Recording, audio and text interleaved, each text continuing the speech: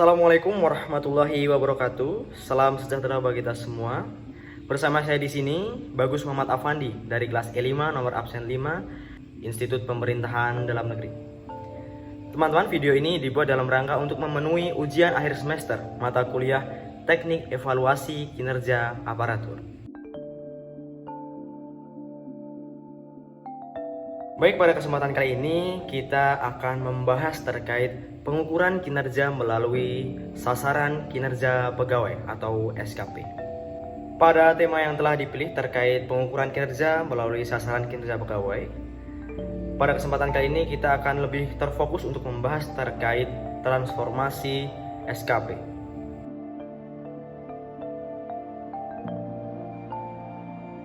Perlu kita ketahui bahwa setiap tahunnya seorang pegawai negeri sipil diwajibkan untuk menyusun sasaran kinerja pegawai sebagai salah satu bentuk penilaian kinerja masing-masing PNS. Dan menariknya, pada tahun 2021, penyusunan SKP sedikit berbeda dengan tahun-tahun sebelumnya karena merupakan tahun transisi perubahan pola penilaian kinerja yang ada.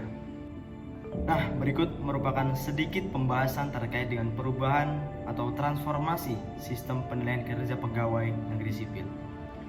Anwaruddin dalam bukunya Pengembangan Model Penilaian Kinerja Pegawai, Jurnal Ilmu Administrasi, Media Pengembangan Ilmu dan Praktek Administrasi menerangkan bahwa kinerja, terutama dalam kepegawaian, diartikan sebagai hasil kerja atau prestasi yang dicapai oleh pegawai dalam pelaksanaan suatu pekerjaan, baik yang bersifat fisik atau material maupun non-fisik atau non-material, sesuai dengan persyaratan-persyaratan pekerjaan yang telah ditentukan serta tugas pokok dan fungsi masing-masing dalam rangka upaya mencapai tujuan organisasi. Lebih lanjut, Anwaruddin juga menyebutkan bahwa terdapat beberapa komponen utama dalam kinerja pegawai, yakni meliputi hasil kerja atau prestasi, pelaksanaan suatu pekerjaan, persyaratan-persyaratan pekerjaan, tugas pokok dan fungsi, dan tujuan organisasi. Setiobudi dalam jurnalnya Analisis Sistem Penilaian Kinerja Karyawan pada PT Tridharma Kencana menyatakan bahwa penilaian kinerja atau performance appraisal merupakan sebuah sistem yang formal digunakan dalam beberapa periode waktu tertentu untuk menilai prestasi kerja seorang karyawan. Sehingga dapat dikatakan juga bahwa penilaian kinerja juga merupakan bagian dari evaluasi kinerja yang dapat menjadi dasar pemetaan sumber daya manusia yang dibutuhkan organisasi. Penilaian kinerja memiliki berbagai manfaat dalam penyelenggaraan organisasi, termasuk organisasi pemerintahan.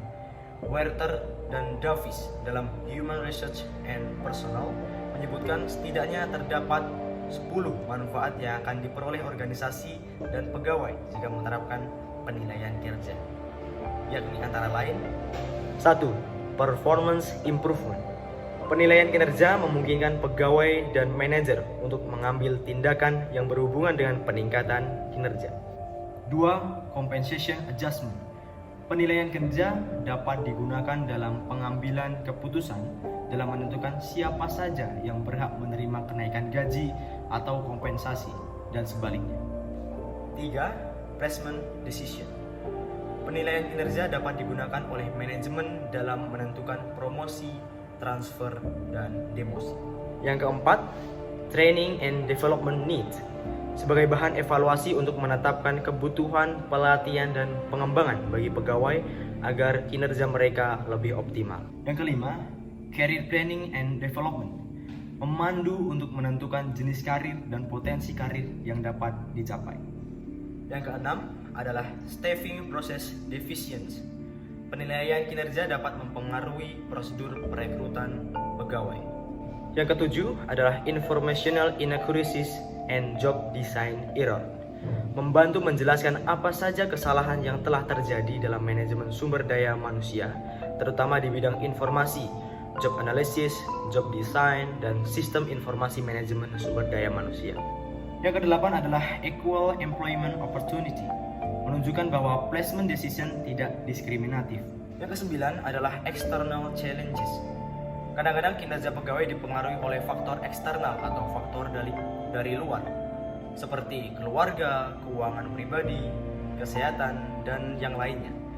Biasanya faktor ini tidak terlalu kelihatan, namun dengan melakukan penilaian kinerja, faktor-faktor eksternal ini akan terlihat, sehingga membantu Departemen Sumber Daya Manusia untuk memberikan bantuan bagi peningkatan kinerja pegawai. Dan yang terakhir, yang ke-10 adalah feedback atau umpan balik. Memberikan umpan balik bagi urusan kepegawaian maupun bagi pegawai itu sendiri. Penilaian kinerja PNS di Indonesia sendiri telah mengalami berbagai perubahan. Sebelum era penilaian kinerja menggunakan SKP, terlebih dahulu dikenal penilaian pelaksanaan pekerjaan menggunakan DP3 atau Daftar Penilaian Pelaksanaan Pekerjaan Pegawai Negeri Sipil. DP3 yang disusun berdasarkan amanat peraturan pemerintah nomor 10 tahun 1979 tentang penilaian pelaksanaan pekerjaan pegawai negeri sipil merupakan daftar yang memuat hasil penilaian pelaksanaan pekerjaan seorang pegawai negeri sipil dalam jangka waktu 1 tahun yang dibuat oleh pejabat penilai. Ketentuan penilaian menggunakan DP3 dilaksanakan hingga masa penilaian kerja pegawai per 31 Desember 2013. DP3 kemudian tidak lagi digunakan dan penilaian kinerja pegawai dilaksanakan menggunakan sasaran kerja pegawai atau SKP.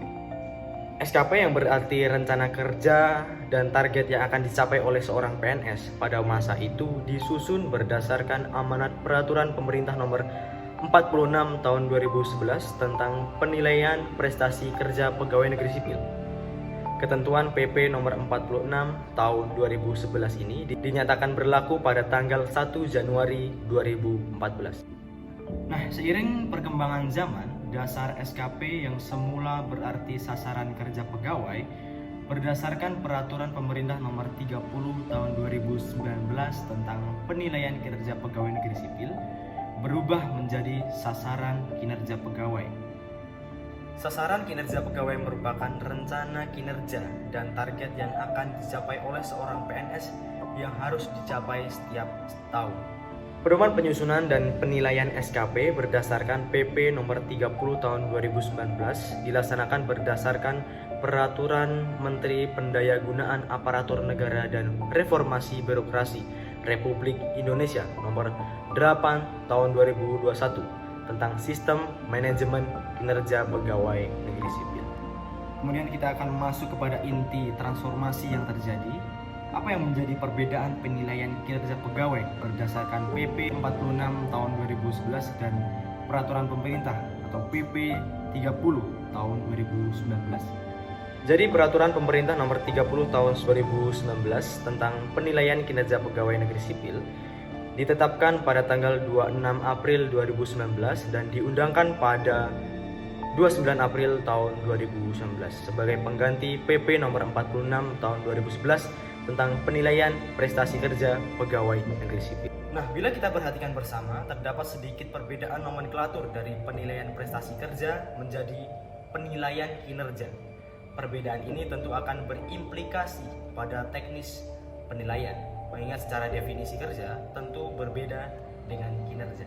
Sasaran kerja pegawai yang semula dinilai dengan berbasis pada aktivitas seperti mengarsip surat, dokumen, dan membuat konsep surat, saat ini telah berubah menjadi sasaran kinerja pegawai yang dinilai dengan berbasis pada hasil, seperti tingkat presentase surat yang ditindaklanjuti. Beberapa perbedaan lain antara PP 46 2011 tentang penilaian prestasi kerja pegawai negeri sipil dan PP 30 2019 tentang penilaian kinerja pegawai negeri sipil adalah sebagai berikut. Ketentuan sasaran kinerja pegawai. Jika di PP nomor 46 2011 memuat kegiatan tugas jabatan berdasarkan rencana kerja tahunan instansi. Perubahan yang terjadi di PP 30 2019 adalah memuat indikator kinerja individu dengan memperhatikan 1. Perencanaan strategis instansi, 2. Perjanjian kinerja, 3. Organisasi dan tata kerja, 4. Uraian jabatan dan atau 5. SKP atasan langsung. Kemudian jika kita melihat pada PP nomor 30 tahun 2019 terkait nilai maksimal dan polarisasi SKP, nilai maksimal SKP yaitu 120. Untuk mencapai maksimal tidak berlaku ketentuan efisiensi harus sebesar 24%. Akan tetapi dapat dicapai dengan cara memaksimalkan capaian sesuai polarisasi yang dapat bersifat maximize, minimize, atau stabilize. Nah, jika tadi pada PP nomor 30 tahun 2019 terkait nilai maksimal dan polarisasi, PP 30 tahun 2019 dapat bersifat maximize, minimize, dan stabilize. Sedangkan di PP nomor 46 tahun 2011 hanya menganut satu, yaitu maximize. Kemudian terkait aspek predikat penilaian kinerja PNS, jika di PP nomor 46 tahun 2011, predikat penilaian kinerja PNS yang pertama 91 ke atas sangat baik, 76 sampai 90 dikatakan baik, 61 sampai 75 dikatakan cukup, 51 sampai 60 kurang, dan 50 ke bawah disebut dengan buruk. Sedangkan pada PP nomor 30 tahun 2019, predikat penilaian kinerja PNS yang pertama sangat baik apabila nilainya di antara 110 sampai 120 dan menciptakan ide baru dan atau cara baru dalam peningkatan kinerja yang memberikan manfaat bagi organisasi atau negara. Kemudian disebut baik, nilainya berkisar antara 90 sampai 120, cukup 70 sampai dengan 90, kurang 50 sampai 70, dan sangat kurang dari 50. Kemudian jika dilihat dari aspek sistem manajemen kinerja PNS, pada PP nomor 46 2011 belum diatur, sedangkan di PP nomor 30 2019 instansi pemerintah yang telah membangun sistem manajemen kinerja PNS selain yang diatur dalam PP ini dilakukan evaluasi bersama dan hasilnya ditetapkan dengan keputusan menteri.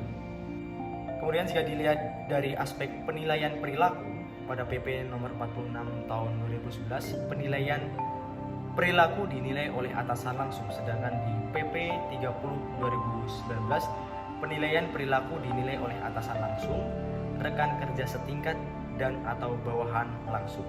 Yang terakhir, jika kita melihat dari sisi aspek perilaku, pada PP nomor 46 tahun 2011, aspek perilaku di sini ada 6, yaitu orientasi pelayanan, integritas, komitmen, disiplin, kerjasama, dan kepemimpinan.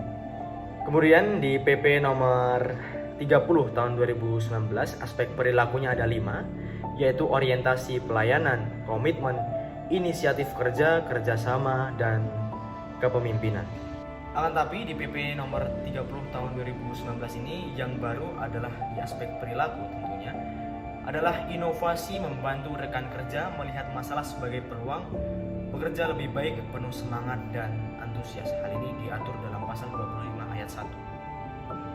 Baik, itu tadi pembahasan terkait transformasi sasaran kinerja pegawai, perbedaan antara yang dulu dan yang baru. Semoga bermanfaat dan see you.